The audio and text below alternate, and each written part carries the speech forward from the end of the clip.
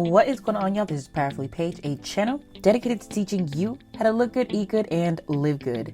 In today's video, I'm going to be showing you how I maintain my hair's length. So I've gotten into dusting, and after I do my scalp scrub and my deep condition, I twist my hair and then I hold it out a little bit, and I see with the part where it gets thin and just clip, and I clip it at a diagonal. And that's about it. I don't clip off much, and I don't do this often, but I do like to do this when I do notice that my hair is shedding a lot more, or I'm noticing it's really uneven.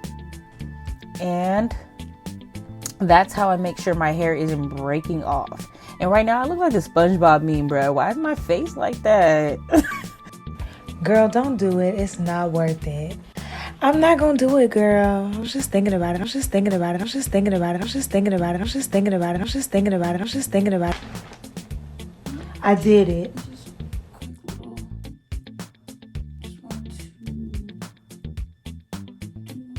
But nonetheless, this is just an easy way to maintain your hair's length and keep it healthy, because when my hair is uneven and it has knots in the end, it tends to break off.